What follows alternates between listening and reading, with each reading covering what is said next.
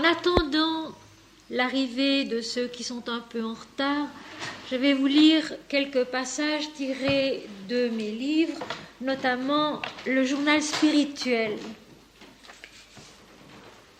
Il y a dans l'idéal, dans son altitude elle-même, une force qui domine l'être et le grandit à sa mesure, lui donnant des énergies décuplées, l'aidant à vaincre les obstacles et la lassitude. L'homme qui possède un idéal vit pleinement, ne craignant ni la vie ni la mort. Il s'élève intérieurement vers une gloire secrète mais sûre qui lui permet d'affronter sans peur l'existence quotidienne, ce qu'elle peut avoir de monotonie et d'usure. Il faut avoir un idéal pour décider du chemin que suivra notre vie et s'y tenir. Par définition, un idéal est un but trop élevé pour être jamais atteint, qui nous fascine, nous attire et stimule nos ambitions au travers des difficultés. Il est comme un émerveillement qui ne cesse qu'avec la foi qu'on a en lui. Il faut avoir un idéal pour décider du chemin que suivra notre vie et s'y tenir. Par définition, un idéal est un but trop élevé pour être jamais atteint, qui nous fascine, nous attire et stimule nos ambitions au travers des difficultés. Il est comme un émerveillement qui ne cesse qu'avec la foi qu'on a en lui.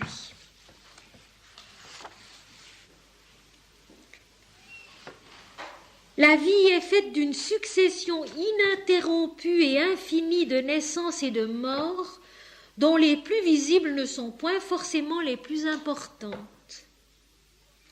On se frappe ou l'on se réjouit des unes, tandis qu'on ignore les autres. Qui conçoit la vie comme la mort, conçoit la mort. Qui possède la vie connaît et domine la mort, qui en est comme le revers, le soutient, et non certes le plus dépourvu de beauté. Ce qui est maître de la vie l'est également de la mort, en les identifiant toutes les deux à la même réalité. Ici-bas, l'existence est une lutte. Le corps, l'intelligence, l'esprit ne subsistent que par le combat permanent où certains éléments, certaines énergies l'emportent sur d'autres.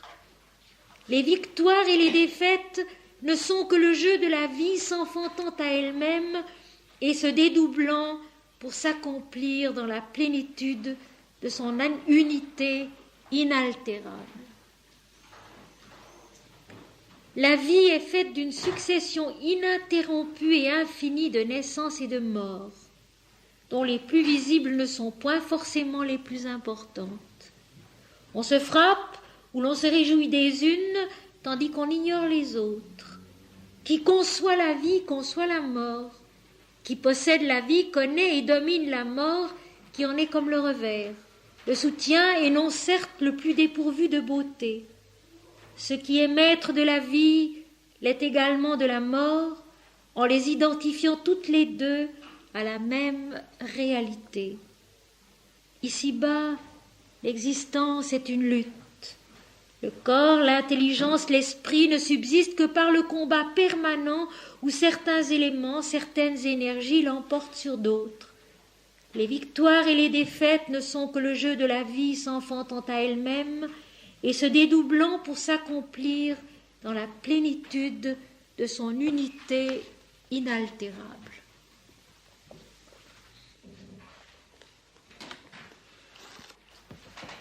Mes chers amis, bienvenue à tous. Je commencerai par vous lire dans Les Sentiers de l'âme, qui sont aussi un de mes livres publiés, que vous trouverez en bas si vous le désirez, le Cantique de Dieu. J'ai cherché Dieu. Et voici, Dieu était dans les étapes successives, dans la rencontre toujours inattendue de la vie. Je me suis adressée à tout ce qui professait Dieu, à tout ce qui disait sa gloire et sa sagesse. Et voici le visage qui ne trompe point, la parole qui ne dissimule point, la direction qui n'égare point et n'isole point, était au détour simple de la route, dans la supplication reconnue de mon cœur. Car quelqu'un avait préparé le chemin, qui savait les particularités du pays et les relais où l'on dépose sa fatigue et son angoisse avant d'aller plus loin dans le voyage. Quelqu'un a fait de sa démarche la démarche de tous, afin qu'il n'y ait qu'une seule prière et un seul déplacement, une seule oui et une seule réponse sous le jour d'un unique regard de gloire. Quelqu'un a fait de sa hardiesse leur hésitation et de sa certitude leur ignorance.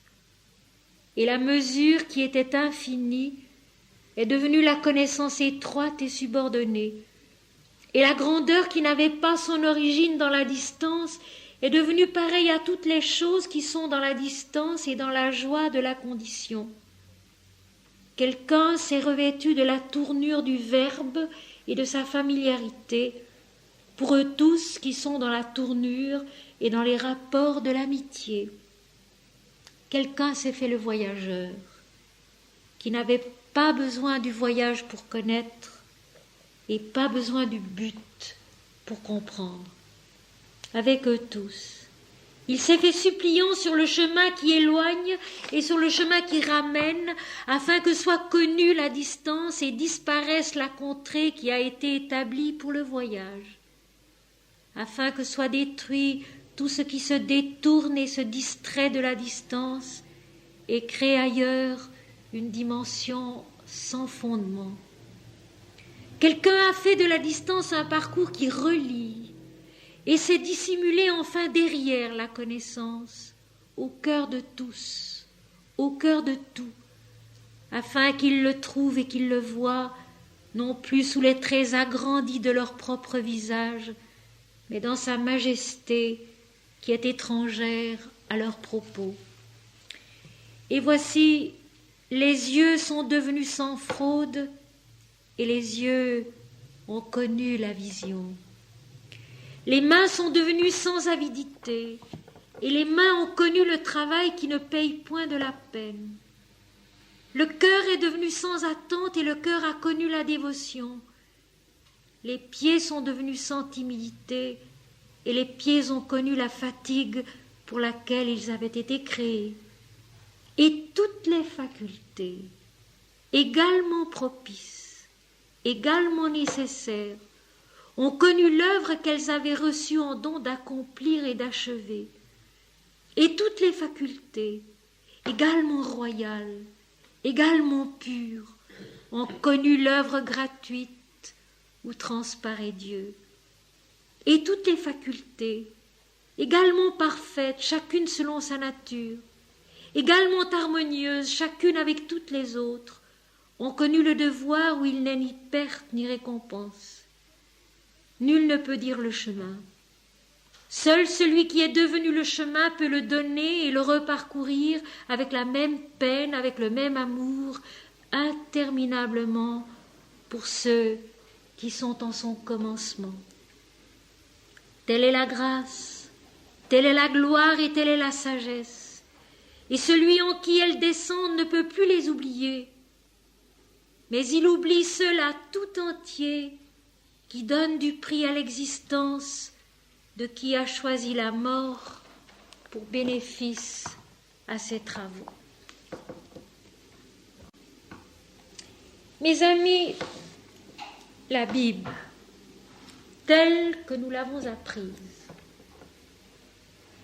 est un livre d'histoire qui comporte un certain nombre de faits plus ou moins importants, dont on a fait des dogmes, et être chrétien est devenu synonyme de ceci, admettre et croire un certain nombre de données mentales sans lesquelles la foi chrétienne, disait-on, n'existait pas. Or, il se trouve qu'en passant précisément par la sagesse de l'Inde, qui nous révèle qu'en réalité la religion commence au-delà de l'intelligence mentale, au-delà de la raison. Quand l'homme commence à naître à une vision unitive de la vie et des choses et de soi-même. L'Inde nous a rendus attentifs à un fait qui, pour moi, peu à peu est devenu une évidence, c'est qu'en lisant la Bible comme un livre d'histoire, on n'y trouve rien pour alimenter son âme, pour aider le chemin d'une transformation intérieure qui effectivement doit nous conduire au-delà du raisonnement dualiste mental qui est la base de l'être humain ici-bas. L'homme est l'être mental de la création, succédant à la matière dite inerte, je dis bien dite inerte parce que rien n'est moins sûr, aux plantes, aux animaux, l'homme est l'être mental. Mais il porte en soi les plans inférieurs de la création et de la conscience, le matériel, le vital mental de l'animal, et il porte aussi en soi, en puissance, la possibilité de grandir au-delà de cette mentalité qui n'est au fond qu'un tout petit rectangle de sa nature, rectangle important, mais qu'il est important de dépasser, et c'est alors, selon l'enseignement de Swami Vivekananda, le grand disciple de Sri Ramakrishna, que commence en réalité l'intelligence religieuse. Et je rappelle une chose que j'ai déjà dite ici et que je répète toujours, c'est que la religion ne veut pas dire ce qu'on en a fait. Le mot religion, étymologiquement, n'est pas un terme qui recouvre un ensemble de croyances, un credo auquel on se rattache, pas du tout. Religion vient du verbe latin religare qui veut dire joindre, lier, unir ensemble, relier, religion. Relier l'homme à Dieu, Dieu à l'homme, le fini à l'infini, le temporel à l'éternel, l'homme à Dieu, la vie et la mort, où tout redevient un. Et le mot yoga, mes amis, a une racine commune avec le verbe latin jungere qui veut dire aussi joindre, unir, lier ensemble. Donc le mot yoga, c'est la religion. Mais la religion comprise justement non plus comme un credo à admettre qui s'oppose à d'autres credos, mais comme le cheminement qui conduit la conscience incarnée humaine au travers des différentes étapes de sa progression intérieure vers la compréhension de l'unité, la vision de l'infini, l'accomplissement de l'éternité. Et quand on a compris cela, on s'aperçoit que les textes bibliques, aussi bien de l'Ancien que du Nouveau Testament, prennent une toute autre couleur, deviennent tout autre chose et sont réellement ce chemin divin en nous dont Jésus dit « Je suis le chemin ». Chemin non pas d'un ensemble de dogmes à croire, mais chemin d'une progression, d'une croissance qui peu à peu, de mort en naissance, de naissance en mort intérieure, nous conduit à une perception qui commence à devenir unitaire, qui nous enfante à la connaissance de l'unité qui est en réalité la vraie nature du divin.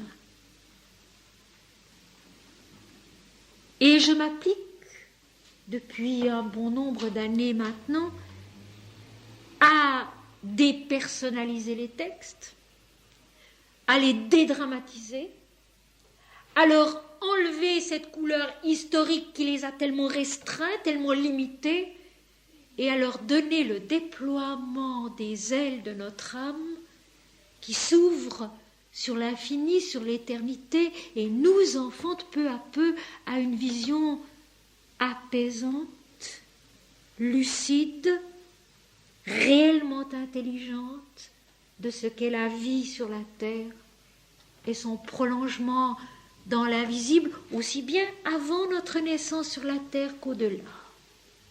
Car quand nous venons sur la terre, nous venons déjà de la vie. Nous mourons à un état de vie et nous naissons à la vie sur la terre. Et quand nous quittons la vie sur la terre, nous perdons le vêtement de notre corps sur la terre et nous continuons à vivre ailleurs, plus haut, plus loin. La mort, en fait, n'existe pas. Elle est toujours une naissance à autre chose, à une élévation qui peut être progressive si nous sommes dociles, patients et persévérants dans notre effort. Voyez-vous, mes amis, même en nous-mêmes, dans une seule vie humaine, nous pouvons expérimenter cette progression, cette croissance. Le tout petit bébé, qui n'a que quelques jours, ou 2 ou 3 semaines, guère au-delà, est un moment très court qui disparaît assez vite pour qu'apparaisse le bébé qui dure alors plusieurs années, en tout cas plusieurs mois, qui est déjà beaucoup plus humain. Après la naissance, le tout petit enfant a quelque chose qui est encore d'ailleurs, qui est encore de l'au-delà. Il n'est pas encore tout à fait de la terre, et c'est un moment merveilleux quand on sait l'observer et qui ne revient jamais. Sauf beaucoup plus tard dans la méditation où celui qui médite vraiment et qui pénètre dans la vision de l'invisible unité retrouve ce regard, ce visage impersonnel, pas humain, du tout petit enfant qui vient de naître. Et puis l'enfant un peu plus grand, lui aussi meurt, pour que soit le jeune garçon, la jeune fille, qui à son tour disparaît pour que soit l'adolescent. Et l'adolescent disparaît pour que soit l'homme et la femme mûrs. Et puis l'homme et la femme parvenus à maturité, eux aussi disparaissent pour que soit l'homme et la femme qui commencent à se tourner vers l'autre partie de la vie, et enfin vers la vieillesse. Nous mourrons, comme je l'ai lu tout à l'heure, et nous naissons d'innombrables fois de nous-mêmes à nous-mêmes, de la vie à la vie, de l'infini à l'infini, de l'éternel à l'éternel au cours d'une seule existence. Aussi, vouloir absolument s'attacher à quelque chose d'immuable dans la forme, c'est se condamner à la mort, ce qui explique ma dernière phrase du cantique de Dieu. Telle est la grâce, telle est la gloire et telle est la sagesse, et celui en qui elles descendent ne peut plus les oublier, mais il oublie cela tout entier qui donne du prix à l'existence de qui a choisi la mort pour bénéfice à ses travaux.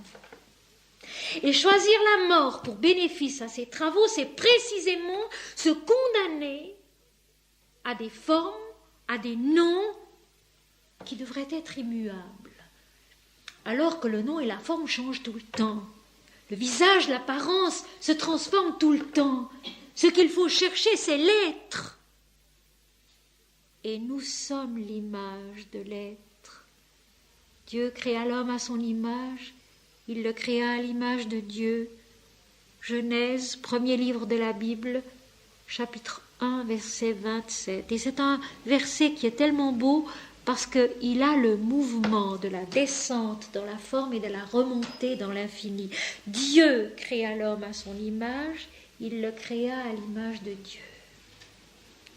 Tout le mouvement y est. Et la Bible, d'un bout à l'autre, est pleine de termes de cette valeur-là qui nous permettent de naître à un état de conscience supérieure, à un état d'intelligence divine qui ne peut que progresser du début à la fin de la Bible. Et voilà pourquoi on pourrait donner à la Bible ce nom, le yoga de l'âme, le cheminement de l'âme qui, de la conscience relative, dualiste, doit naître peu à peu à la toute conscience de l'infini. Et puis je ne sais pas si je l'ai déjà donné ici, cet exemple qui me paraît très suggestif et très clair. La conscience était tout d'abord dans le néant, dans l'inconscience totale du néant. Et de cette inconscience totale du néant, elle a, par le souffle de l'esprit, été éveillée à la conscience relative dans les dualités. Et puis, par le souffle de l'esprit encore, au-dedans d'elle-même, elle va naître de cette conscience relative dans les dualités à la toute conscience de l'éternel infini. On peut comparer ce cheminement à une chambre. Une chambre où il y a des meubles, des personnages, mais qui seraient totalement dans la nuit. La chambre est là, mais on ne voit rien et on n'a conscience de rien. Il suffit d'allumer une bougie. Et on s'aperçoit qu'il y a un espace limité, on devine des formes, mais c'est tout. Qu'on allume une seconde bougie, une troisième, une sixième, une dixième, une 20e bougie. Peu à peu, la chambre s'éclaire, on en peut reconnaître les dimensions, et si la lumière augmente encore, on en distingue les couleurs, le mobilier, les personnages qui se trouvent dans la pièce, et si la lumière augmente encore, on peut différencier les personnages, la couleur de leurs yeux, de leurs cheveux, de leurs vêtements, de leur peau. Et si on va plus loin, dans la lumière et la lucidité de l'intelligence, on finit par voir ce qu'ils font, on finit par deviner un peu ce qu'ils sont aussi. Leur état d'âme, leur accablement ou leur joie, leur enthousiasme ou au contraire leur fatigue et plus encore. Et si on augmente encore la lumière, tant et tant qu'à un moment donné on ne voit plus rien non plus, mais cette fois-ci ce n'est pas la nuit qui a envahi la pièce, c'est la lumière. On a passé par la connaissance relative, dualiste, formelle, individuelle, et puis, l'ayant bien connu, l'ayant bien expérimenté, on est au-delà à la toute lumière qui contient les formes, les noms, les mouvements, les devenirs, mais qui les a dépassés. C'est exactement ce qui se passe dans la progression consciente qui est en l'homme sur la terre. De l'inconscience, il naît à la conscience relative. Et de la conscience relative, plus sa lumière intérieure est grande, plus aussi il naît à cette toute lumière intérieure dans lesquelles les formes, les noms sont connus, mais dépassés. Et ceci concerne bien sûr la vie sur la terre, mais concerne aussi Dieu. Le nom de Dieu doit mourir un jour en nous pour que nous entrions dans l'éternité. Et c'est ça le vrai sens de Golgotha, le vrai sens du cri de Jésus sur la croix, mon Dieu, pourquoi m'as-tu abandonné? Le Dieu personnel a disparu et il naît à la plénitude spirituelle qui triomphe dans l'incarnation, où tout est consommé et où tout n'est plus que l'infini radieux qui est vie et félicité simultanément. Au matin de Pâques, le tombeau est vide, il n'y a que la lumière des anges qui l'éclaire. Et c'est aussi le passage qu'a vécu Sri Ramakrishna quand de l'adoration de la Mère divine, il a plongé dans l'absolu, où il n'y a plus ni nom ni forme, mais où tout est vie, connaissance et béatitude indivisiblement Satchidananda. Et tout ceci se trouve dans la Bible. Ce dépassement du mental dualiste. Et ce soir, je vais vous expliquer 2 textes différents qui vous montreront comment dans la Bible on peut cheminer avec l'aide du divin, de cette conscience lumineuse qui nous habite et qui nous anime, pour dépasser la relativité, la dualité et naître à la compréhension de l'unité absolue, à la vision de la vérité, à la plénitude dans l'infini. Et nous allons commencer par une petite phrase toute simple qui se trouve dans l'Évangile selon saint Luc au chapitre 11, verset 1. Jésus priait un jour en un certain lieu. Lorsqu'il eut achevé, un de ses disciples lui dit « Seigneur, enseigne-nous à prier ». Et j'aime ce texte parce que justement il est tellement dépouillé. Jésus priait un jour dans un certain lieu. Le lieu n'est pas indiqué, simplement Jésus priait. Était-ce dans une chambre? Était-ce dehors, dans la nature, près d'un champ de blé, dans une forêt, au bord d'un lac? Nous n'en savons rien. Et c'est au fond notre situation à nous aussi. Nous prions un jour dans un certain lieu. Et pourquoi est-ce que, lorsque le Seigneur eut achevé de prier, l'un des disciples lui dit « Seigneur, enseigne-nous à prier ».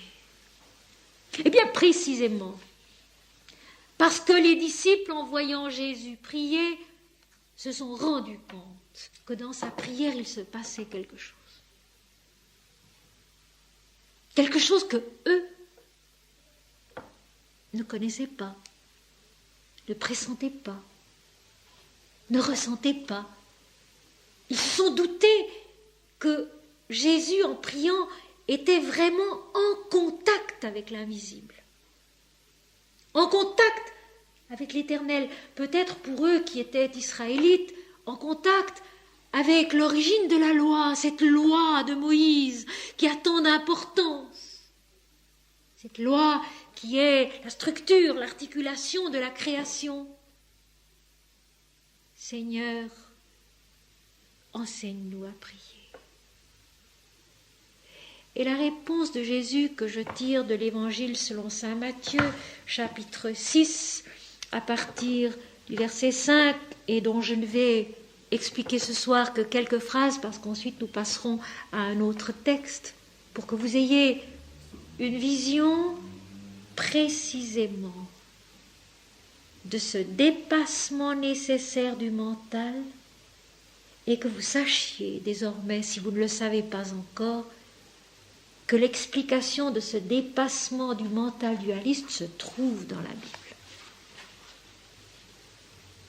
Et que si c'est l'Inde qui nous en a donné la possibilité, nous devons ensuite essayer de retrouver cette naissance de la dualité à l'unité dans la Bible, parce qu'elle y est.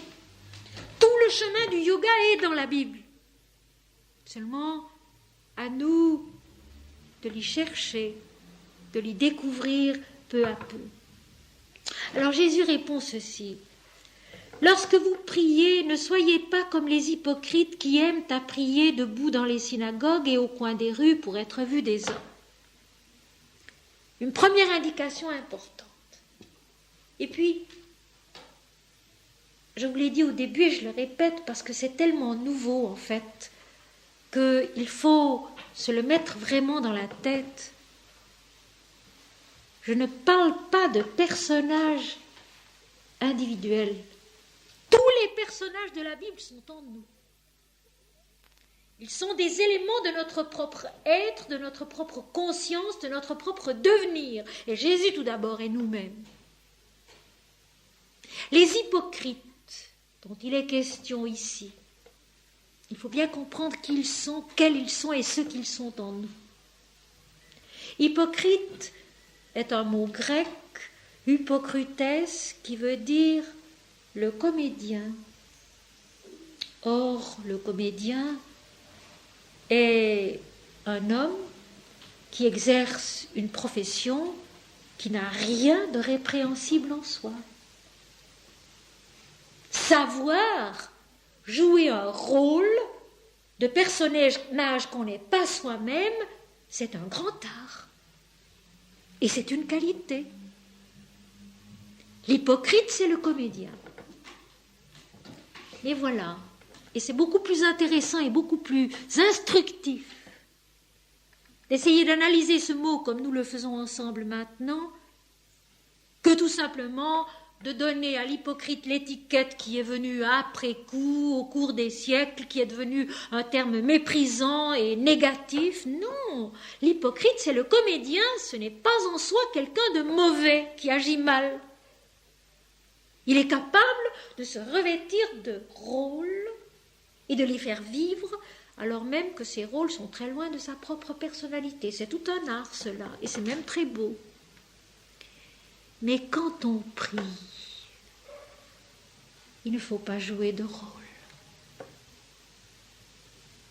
Et à ce moment-là, la phrase de Jésus, la phrase biblique, au lieu de devenir tout simplement méprisante pour un certain nombre d'hommes, devient en nous-mêmes un éclaircissement. La conscience s'éclaire d'une compréhension qui lui est bonne, utile, salutaire. Quand vous priez, ne soyez pas comme les hypocrites qui vont sur la place de la synagogue ou dans les rues et qui prient pour être vus des hommes, c'est-à-dire pour jouer un rôle. Dans la prière, il s'agit d'être vrai. Dans la méditation, qui est une forme supérieure de la prière, il s'agit d'être vrai. Et dans la méditation aussi, on joue des rôles, vous savez. Dans la méditation aussi, on se revêt de rôles. On s'imagine souvent beaucoup de choses. Au lieu d'être simplement vrai.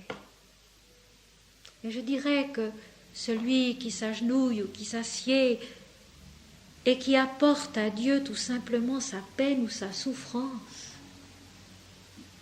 en se disant « je ne peux rien offrir d'autre au Seigneur ou à l'invisible ou au divin ou à la lumière aujourd'hui parce que je suis trop misérable, trop abattu, trop écrasé », faites une bonne prière. Il ne s'agit pas de jouer un rôle et de se présenter à Dieu sous une forme avantageuse. Il s'agit d'être ce qu'on est.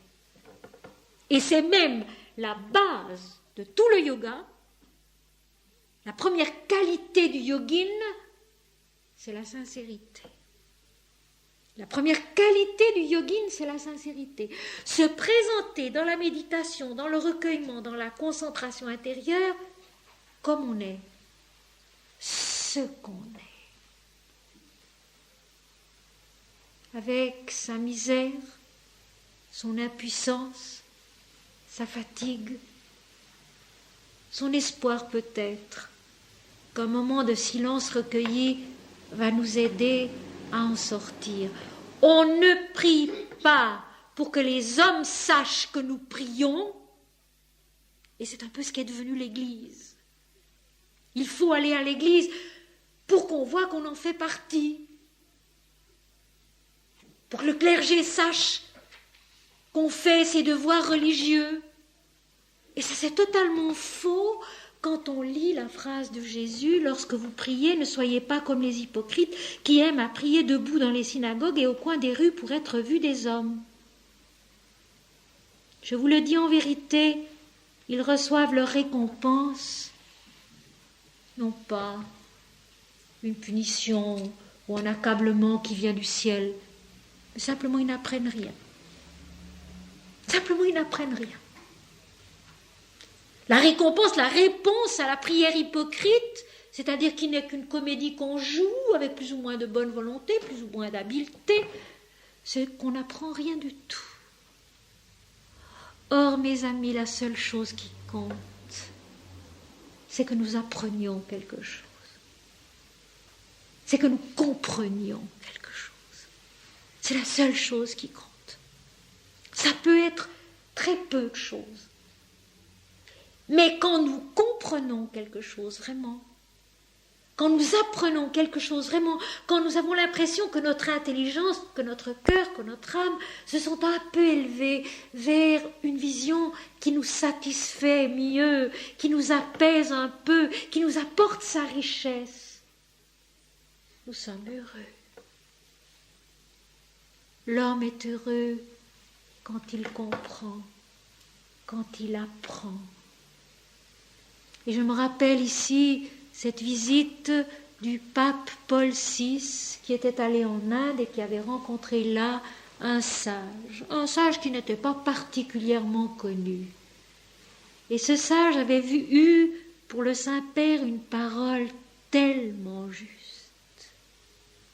Saint-Père lui avait-il dit, notre rôle est d'instruire.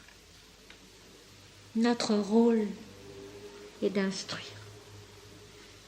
Non pas de vous bourrer la tête de choses à retenir, mais d'éveiller en chacun une petite étincelle, un espoir, une joie, un désir de se mettre en chemin et de faire un progrès. Et une chose que j'ai dite aussi très souvent dans mes conférences, c'est celle-ci. Au cours d'un entretien comme celui-ci, il est impossible et il n'est pas nécessaire de tout comprendre, de tout retenir. Ce qui importe, c'est de recevoir en plein cœur ou en pleine intelligence ou en pleine âme un mot, une phrase, qui vont être pour nous comme une parole semence, avec laquelle nous allons vivre pendant un certain temps, progresser et grandir sur le chemin d'une compréhension plus élevée, plus belle, plus vraie. C'est tout. Et c'est ça qui donne confiance et espoir. C'est de savoir qu'il ne nous est pas du tout demandé d'emmagasiner des quantités de notions. Il nous est demandé de recevoir et de comprendre quelque chose qui va nous éclairer. Et peut-être pour quelques-uns d'entre vous ce soir, ce sera précisément ce mot hypocrite, éclairé d'une autre façon. Nous n'avons pas à jouer un rôle dans la prière et dans la méditation. Nous avons à être.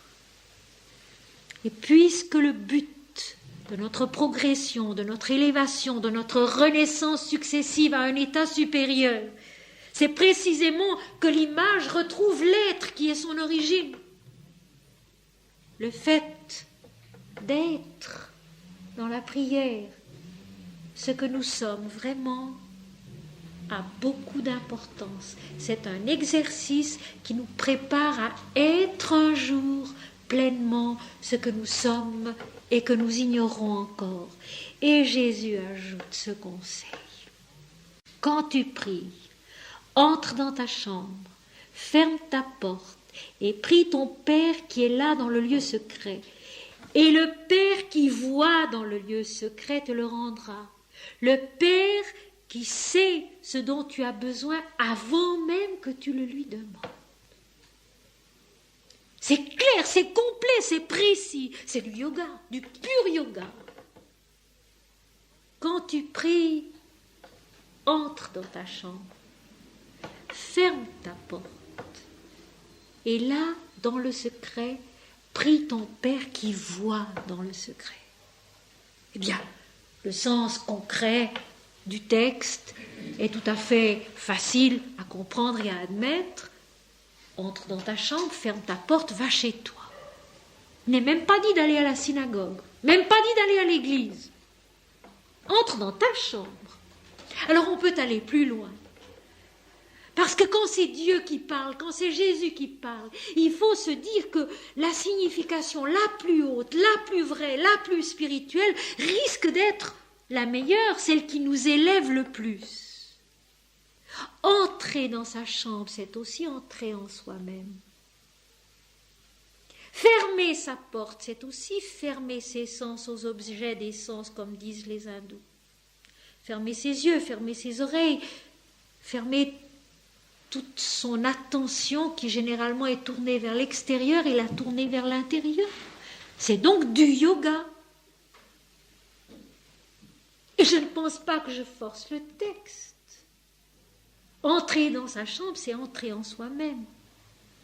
Et le Père qui voit dans le secret, bien sûr qu'il voit dans le secret de notre chambre, mais il voit bien davantage encore le secret de notre cœur, le secret de notre esprit, le secret de notre conscience, de notre âme.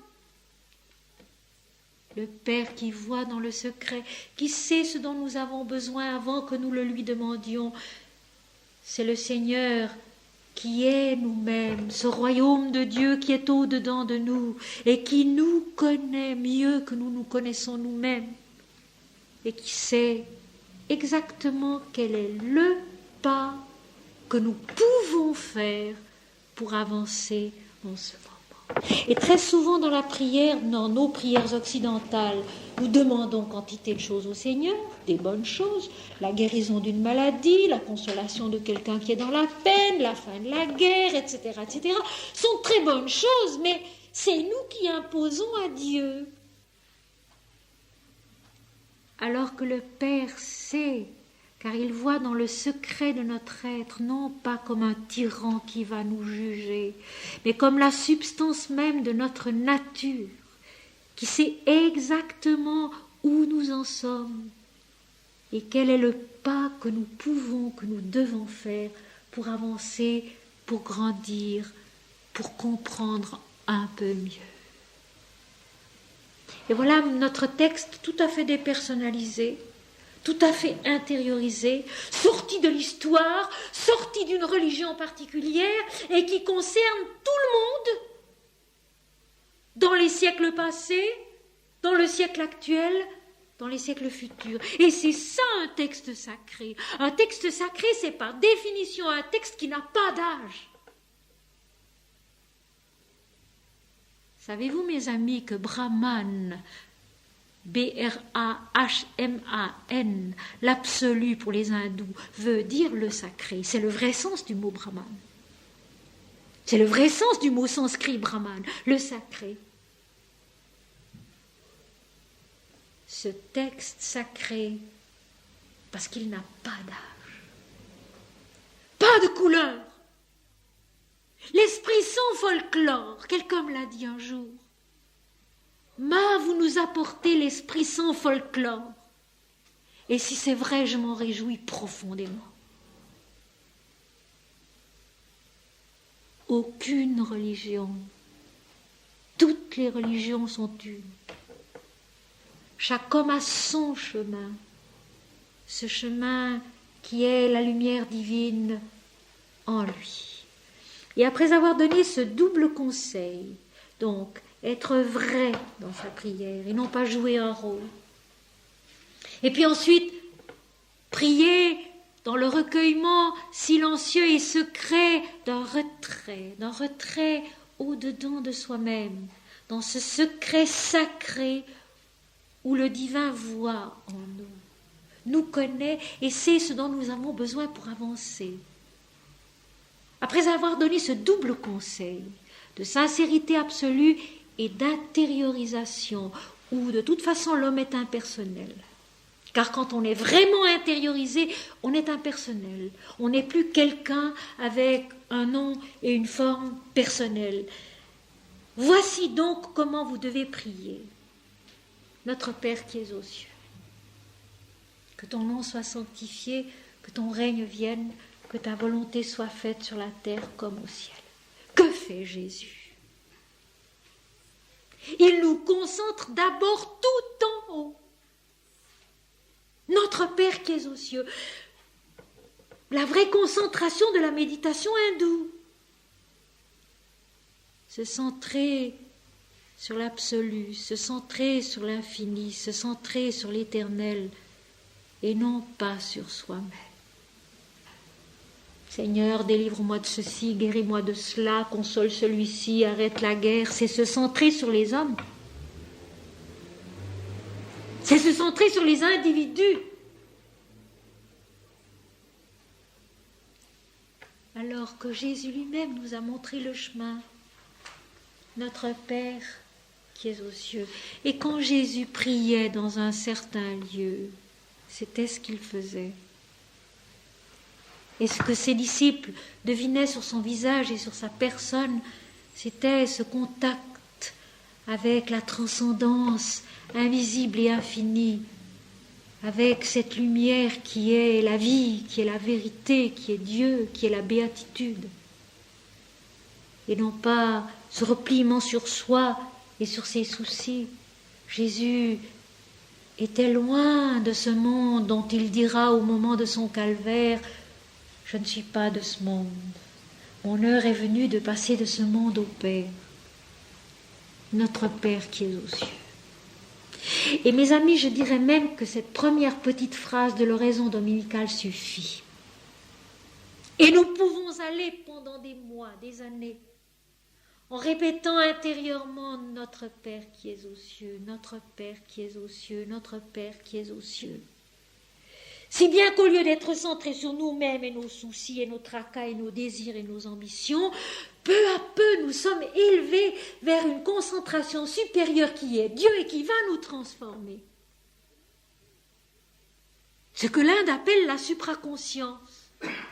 La toute conscience lumineuse d'où nous venons et de qui nous sommes faits, car nous sommes la lumière de la toute conscience. Nous le sommes, mais nous ne le savons pas. Le Père qui voit dans le secret, qui sait ce dont nous avons besoin. Il sait que nous avons besoin de sa lumière.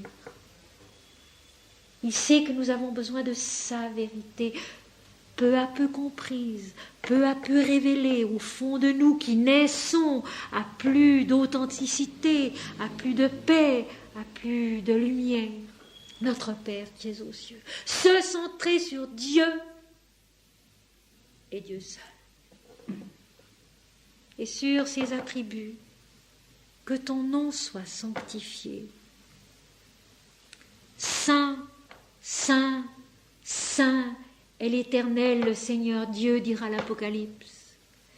Sanctifier le nom de Dieu, c'est se sanctifier soi-même, puisque le royaume de Dieu est en nous, puisque Dieu est en nous, et que nous sommes faits de sa substance, nés de sa lumière, promis à nous accomplir dans sa lumière. Sanctifier le nom de Dieu, c'est naître à cette sanctification, c'est naître à cette sainteté. Ce n'est pas en considérant Dieu comme l'autre très très loin de nous, lui dire oui tu es saint, aie pitié de moi, non.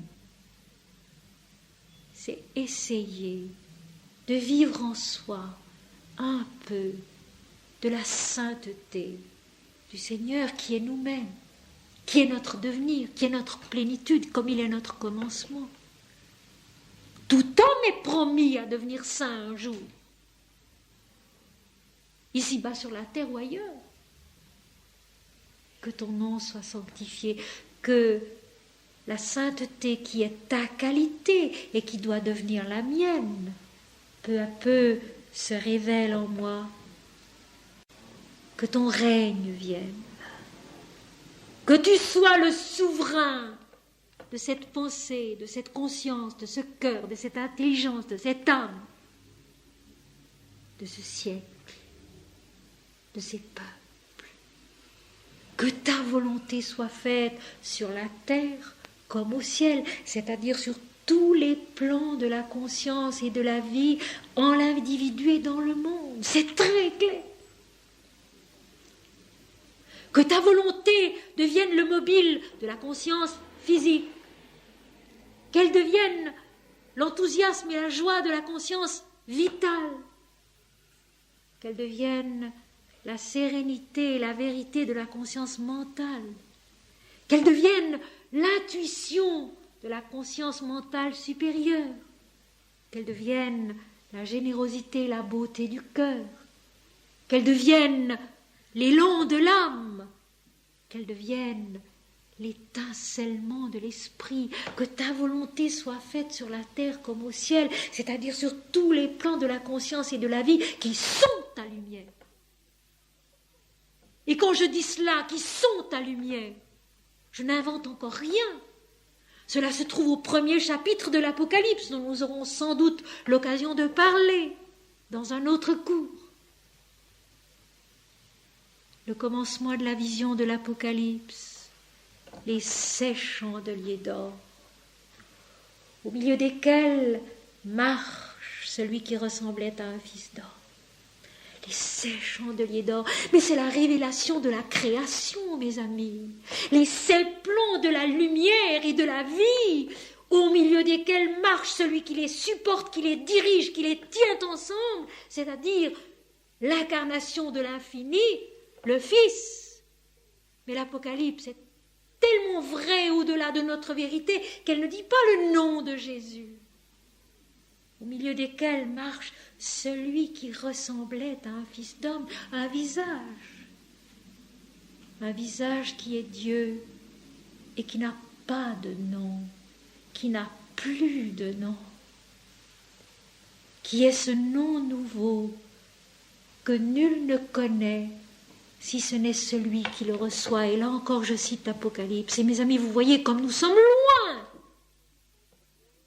de cette individualisation de Christ et du christianisme.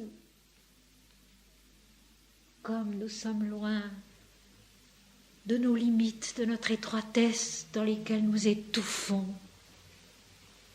Et comme nous avons déjà fait du chemin pour nous élever vers cela qui n'a pas de forme, pas de nom, et qui porte en soi tous les noms, toutes les formes, qui sont des aspects passagers, mais révélateurs de sa lumière.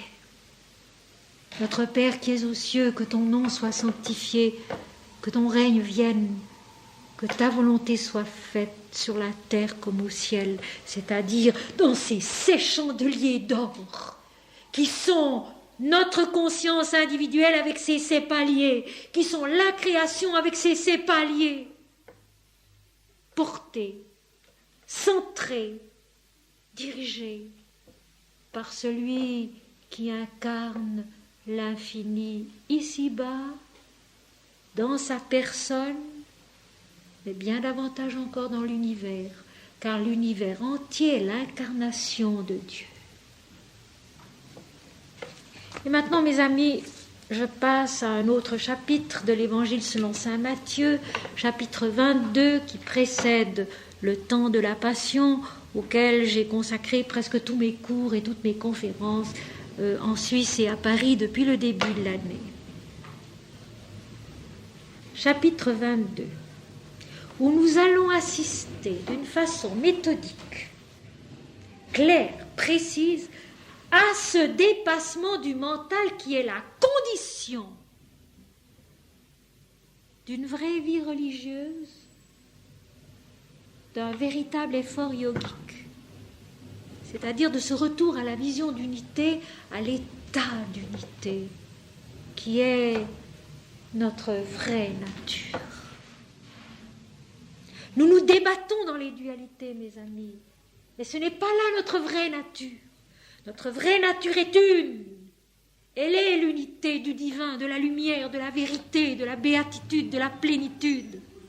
Alors vous allez voir d'une façon admirable le cheminement du mental dualiste avec son mensonge, son hypocrisie, et nous allons retrouver le mot hypocrite au début, et puis son élévation peu à peu, par l'influence du Christ Dieu, vers non pas la conscience, parce que les malheureux pharisiens dont il est question n'en seront pas là à la fin du chapitre, mais tout de même, la porte s'est entr'ouverte pour eux aussi.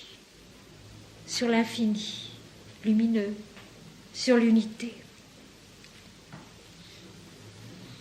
Alors les pharisiens allèrent se consulter sur le moyen de surprendre Jésus par ses propres paroles. Ils envoyèrent auprès de lui leurs disciples avec les Hérodiens. Les pharisiens, il en est souvent question dans la Bible, les scribes, les pharisiens, les sadducéens, le Sanhédrin, les sacrificateurs,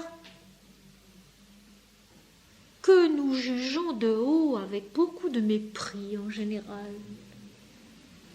Ils sont ceux qui n'ont pas reconnu en Christ le Messie annoncé et qui l'ont mis à mort. Je suis persuadée que si le Christ revenait parmi nous aujourd'hui, les chrétiens ne le connaîtraient pas.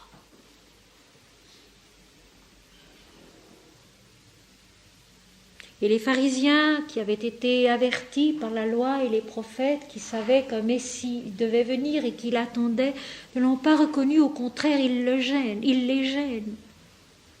Mais ces pharisiens aussi sont en nous. Et je parle d'eux sans aucun esprit de jugement. Ils sont notre conscience mentale dualiste, qui a gardé un souvenir et une connaissance intellectuelle de la loi de Moïse, mais seulement la loi de Moïse, Moïse l'a reçue au sommet du mont Sinaï, dans le tonnerre et les éclairs du samadhi, de l'extase qui a duré 40 jours et 40 nuits. Ils n'en ont que la lettre. Ils n'en connaissent plus l'origine, la naissance dans la conscience.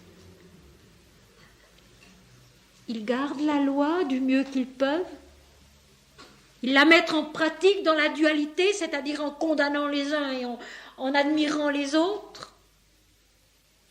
Ils sont nous-mêmes. Ils sont notre conscience mentale à son niveau encore le plus proche du vital, des instincts du vital, des préférences et des aversions du vital, et surtout ne désirant pas du tout naître à l'unité, désirant garder leurs prérogatives dans la dualité, où ils ont une puissance à exercer.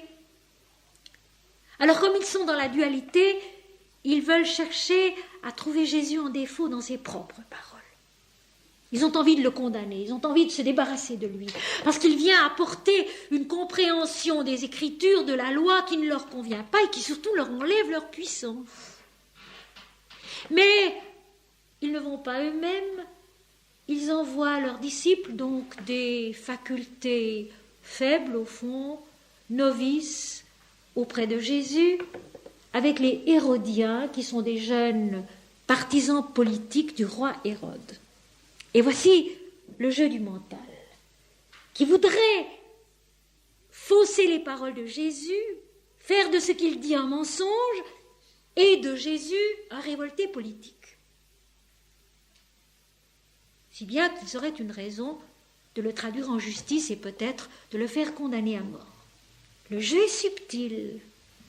Jésus apporte Dieu, c'est-à-dire, mes amis, la liberté. Jésus apporte Dieu, c'est-à-dire la liberté, la vraie. Car nous sommes libres dans l'esprit, nous sommes libres en Dieu et nulle part ailleurs. Alors cela gêne notre conscience mentale dualiste qui aime bien, elle, se donner des royaumes sur lesquels elle règne. Interdire ceci, obliger à faire cela, ça c'est la conscience mentale. Et alors écoutez bien, ces disciples des pharisiens qui se sont donc consultés, qui ont concentré leurs forces, le mental a concentré ses forces pour trouver Jésus en défaut. Et elle envoie une délégation relativement faible en pensant qu'elle suffira pour le trouver en défaut dans ses propres paroles et le faire condamner. Maître, nous savons que tu es vrai et que tu enseignes la voie de Dieu selon la vérité, sans t'inquiéter de personne, car tu ne regardes pas à l'apparence des hommes. Sincèrement, si c'était notre âme qui parlait, elle ne pourrait pas dire mieux. Maître, nous savons que tu es vrai et que tu enseignes la voie de Dieu selon la vérité, sans t'inquiéter de personne, car tu ne regardes pas à l'apparence des hommes. Tout y est. Jésus est vrai. Il parle selon la vérité, sans s'inquiéter de l'apparence des hommes. Sincèrement, le disciple le plus avancé, le plus pieux, le plus aimant de Jésus ne pouvait pas dire mieux. Vous voyez comme au fond notre mental est bien renseigné. Il connaît la loi. Il sait donc intellectuellement ce qui est vrai, ce qui est juste. Mais il oublie que justement parce que Jésus est vrai et qu'il ne regarde pas l'apparence, il ne va pas tomber dans le piège. Parce que là, dans la bouche de ses disciples, des pharisiens et des hérodiens, c'est une flatterie. Or, la flatterie affaiblit. Ceci, La Fontaine nous l'a appris. Tout flatteur vit aux dépens de celui qui l'écoute. La flatterie affaiblit. Elle fait plaisir à l'ego mental, individuel, et quand il est ainsi heureux de lui-même, conscient de sa valeur, il se laisse prendre plus facilement. Alors, par cette phrase qui est si monumentalement vraie, ces pharisiens, disciples des pharisiens, ces hérodiens, essayent de prendre Jésus au piège. Et ils lui posent ensuite cette question qui semble n'avoir aucun rapport avec ce qu'ils viennent de dire. Dis-nous donc ce qui t'en semble. Est-il permis ou non de payer le tribut à César? De cette vérité de Jésus, qui est la vérité divine, spirituelle, qui ne regarde pas à l'apparence. Ils font un mensonge et ils essayent de faire dire à Jésus quelque chose qui le condamnera. Si Jésus dit non, cela veut dire qu'il est contre l'autorité établie et par conséquent, il est condamnable. Et flatté comme il vient de l'être, s'il était un homme, il pouvait tomber dans le piège. Dis-nous donc, que t'en semble? Est-il permis de payer le tribut à César? Est-ce que c'est contraire à la loi? Est-ce que c'est juste de payer le tribut à César qui, en tant qu'étranger, dirige maintenant notre pays? Jésus, connaissant leur méchanceté, répondit: pourquoi me tentez-vous, hypocrite? La méchanceté, le méchant, dans la bouche de Jésus, c'est la conscience oublieuse du divin, oublieuse de l'éternel. Pour Jésus, le méchant, c'est celui qui oublie Dieu. Il n'y a pas d'autre méchanceté. C'est celui qui, justement, est concentré sur son petit moi individuel et oublie notre Père qui est aux cieux. Et ce règne qui doit s'établir sur tous les plombs de la conscience et de la vie, selon l'origine même de la création, les 7 chandeliers qui seront révélés après la mort de Jésus. Jésus, connaissant leur méchanceté, c'est-à-dire leur oubli de Dieu, et il les traite d'hypocrites, c'est-à-dire de personnages qui jouent un rôle.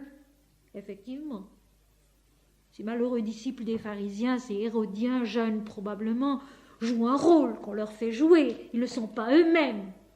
Ils ne parlent pas d'eux-mêmes. Ils ne parlent pas de ce qui pourrait être un commencement de sincérité en eux, même maladroite. Ils jouent un rôle. Ils viennent flatter Jésus pour essayer de le prendre en défaut dans ses propres paroles. Pourquoi me tentez-vous, hypocrite? Or, Jésus, en soi, ne peut pas être tenté. Il est vrai, ils viennent de le dire. Nous savons que tu es vrai, il est vrai.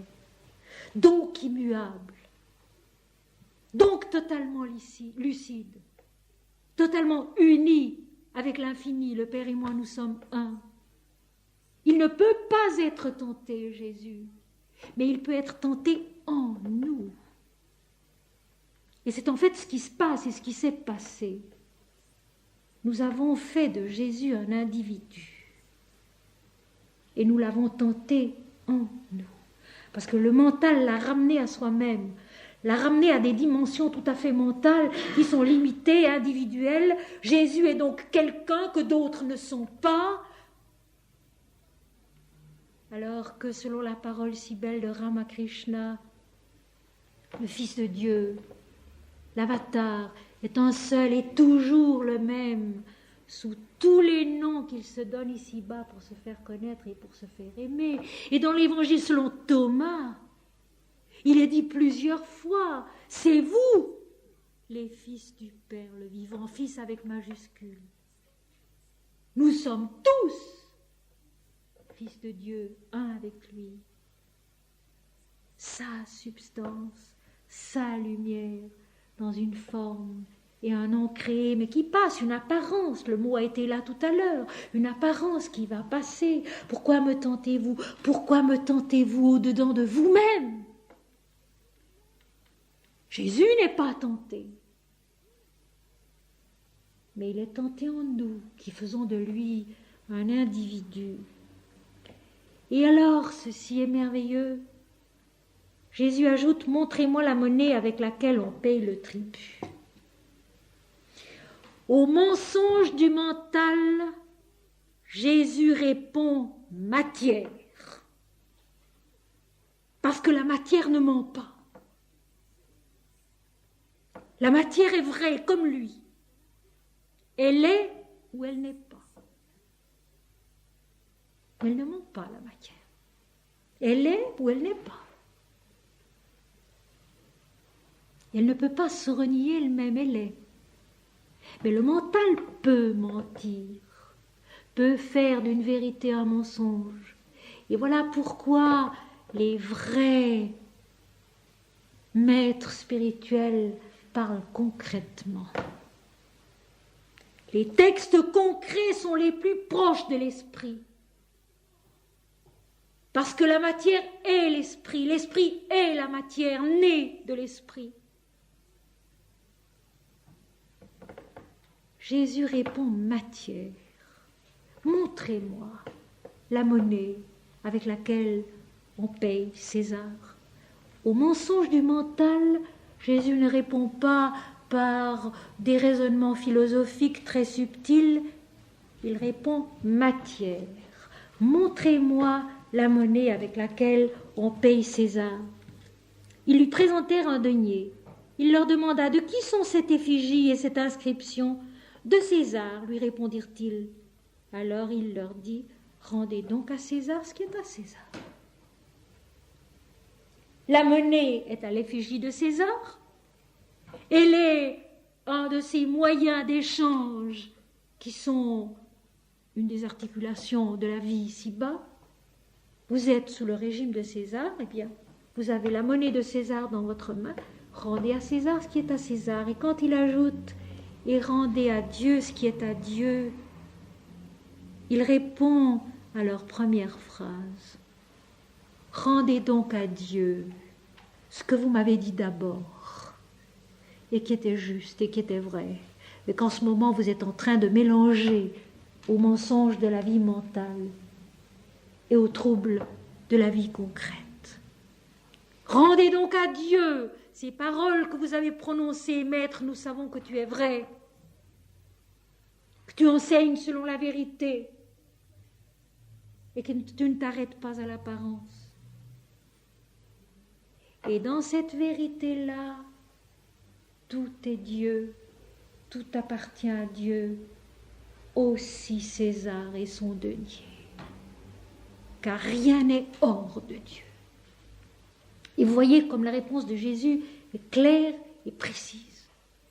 Matériellement, le denier appartient à César, rendez-le lui. Et rendez à Dieu ce qui est à Dieu, c'est-à-dire faites de votre première phrase une phrase de vérité qui est tournée vers Dieu et non pas un mensonge que vous avez travesti sur le plan mental et sur le plan matériel.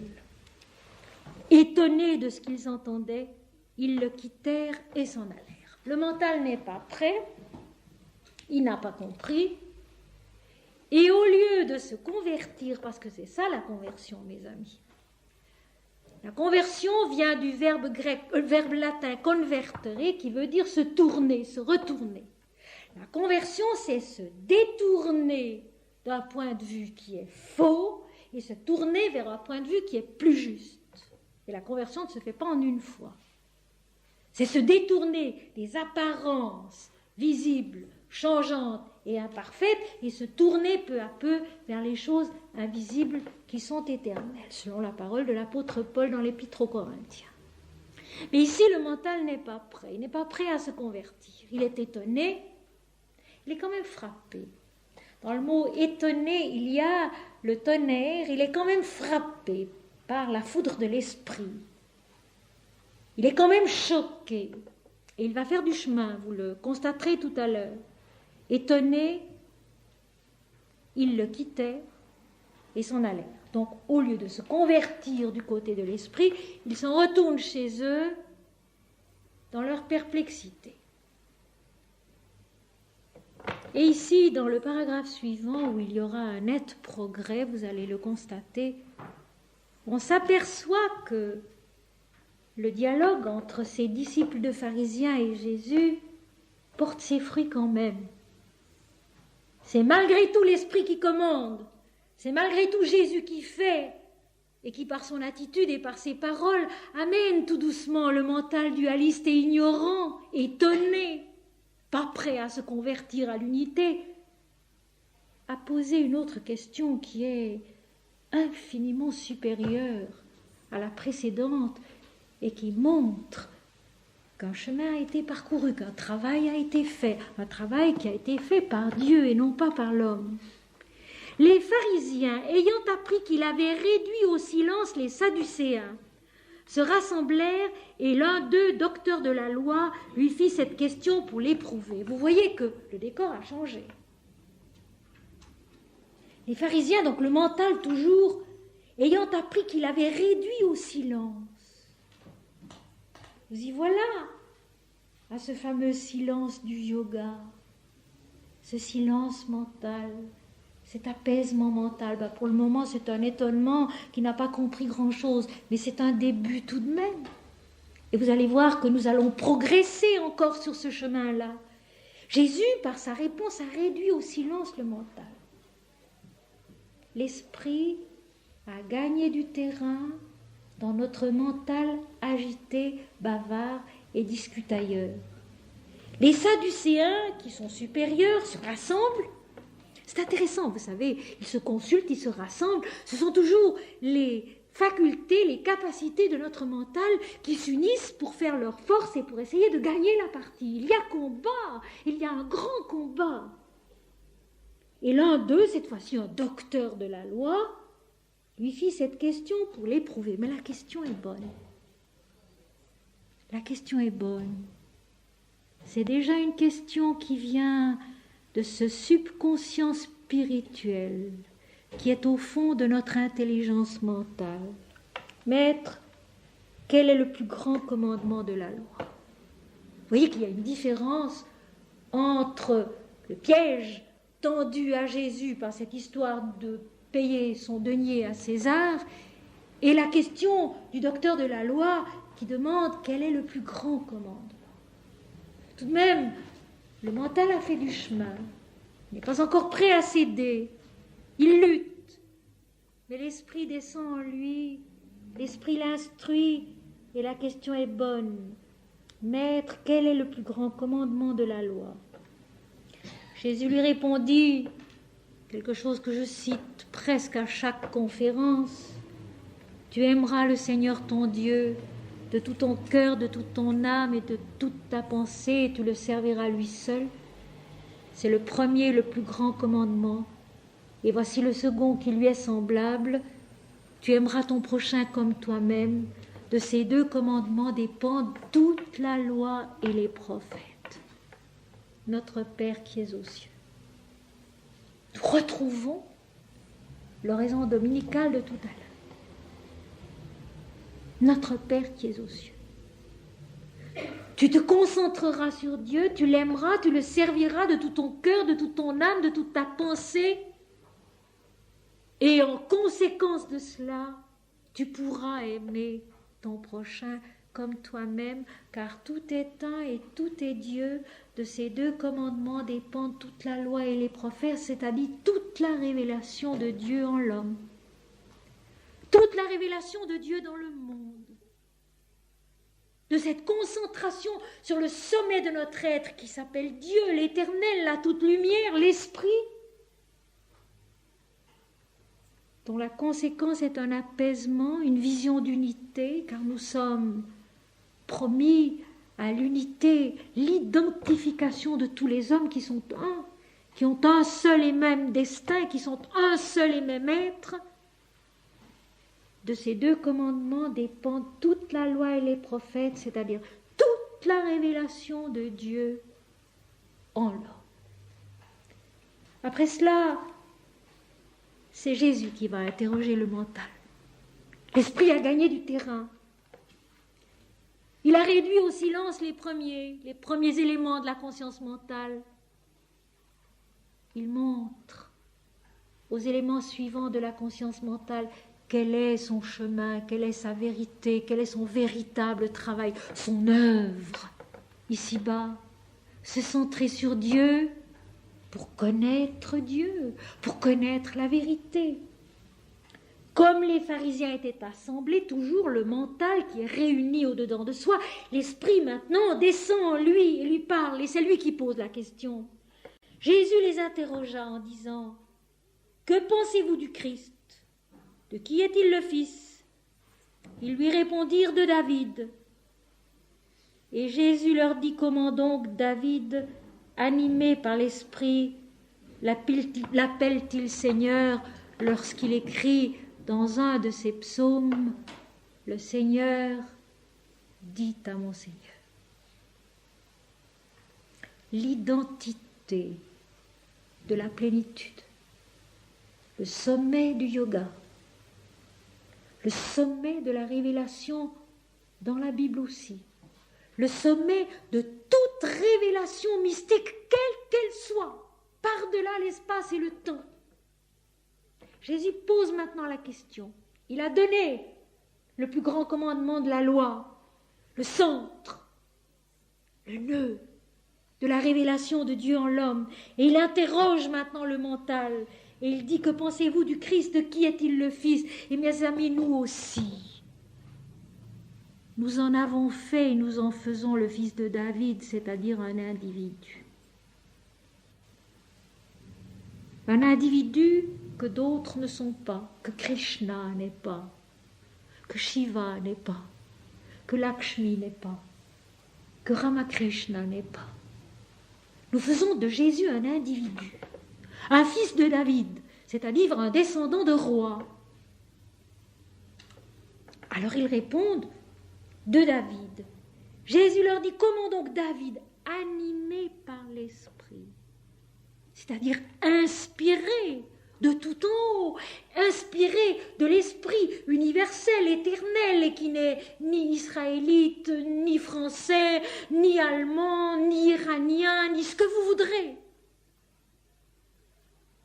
L'Esprit qui est l'Esprit, sans folklore, sans limite.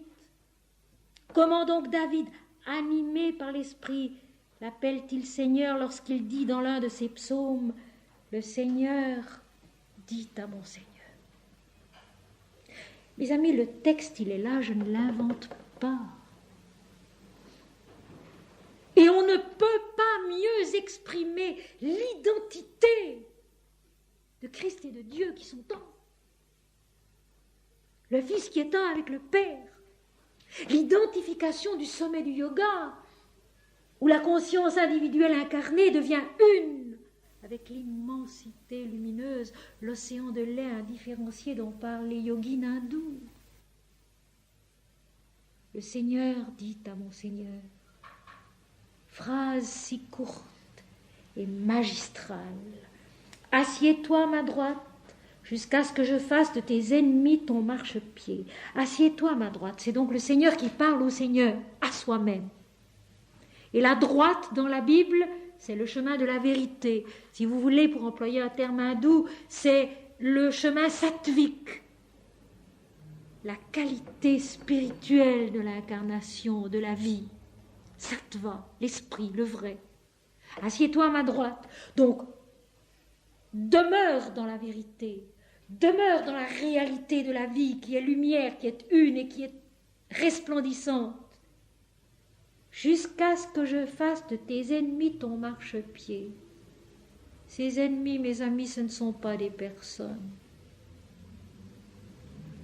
Ce sont tous les éléments en nous qui ne sont pas encore convertis à la recherche de l'unité, qui ne sont pas encore purifiés, transfigurés dans leur réalité essentielle et immortelle qui est l'esprit lumineux et parfait.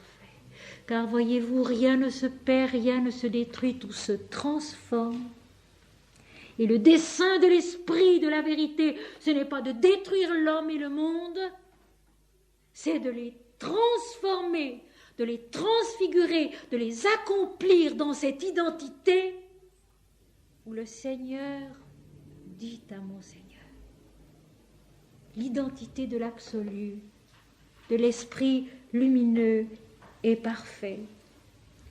Si donc David l'appelle Seigneur, comment est-il son fils, ajoute Jésus.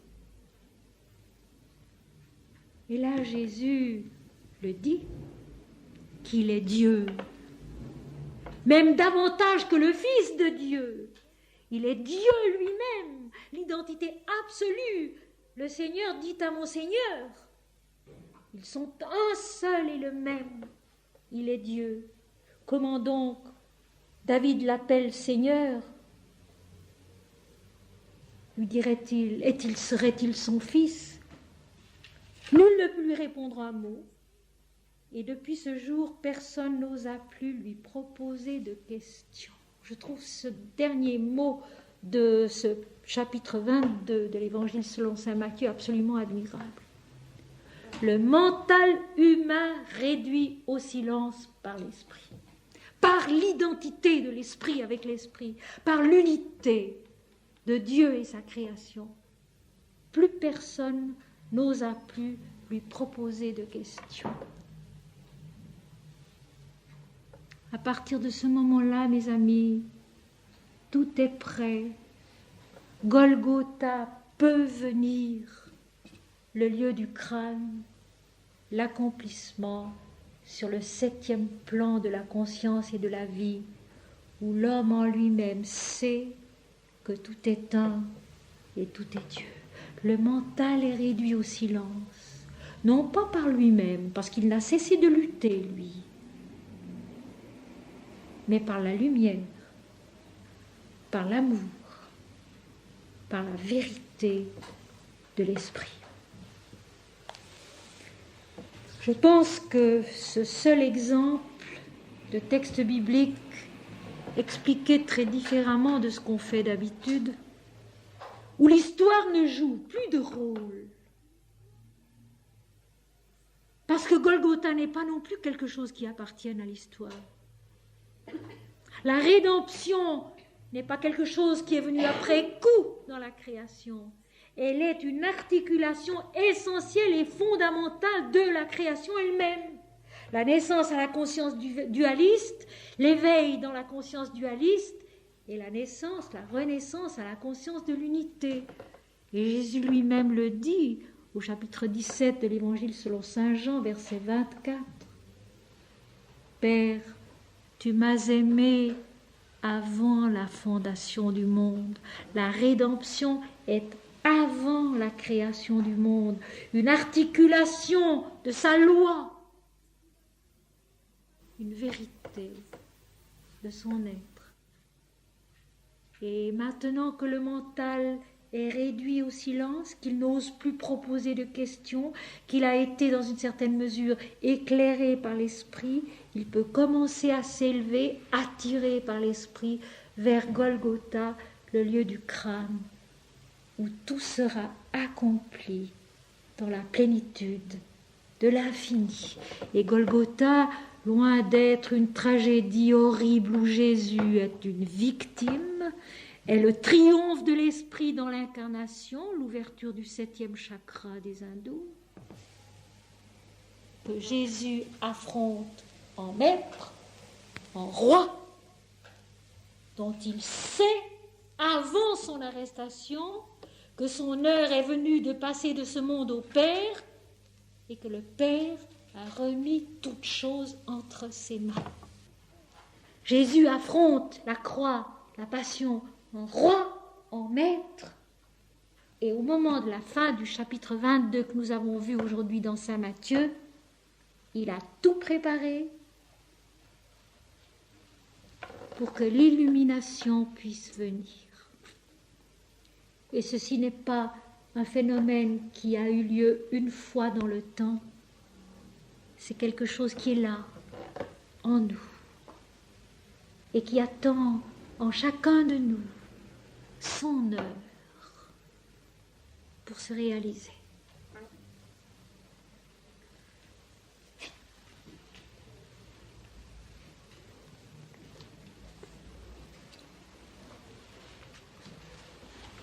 Aucune forme, aucun nom ne contienne Dieu en exclusivité, fût-il 10 000 fois sacré. Seule la vie en sa plénitude contient Dieu, la vie éternelle et infinie, présente partout, en tout être, en tout temps, œuvrant, peinant et se réjouissant dans l'unique et totale révélation qui ne connaît pas le doute mais qui est dans l'immortalité vivante de chaque conscience. Aucune forme, aucun nom ne contienne Dieu en exclusivité, fût-il 10 000 fois sacré. Seule la vie en sa plénitude contient Dieu, la vie éternelle et infinie présente partout, en tout être, en tout temps, œuvrant, peinant et se réjouissant dans l'unique et totale révélation qui ne connaît pas le doute mais qui est dans l'immortalité vivante de chaque conscience.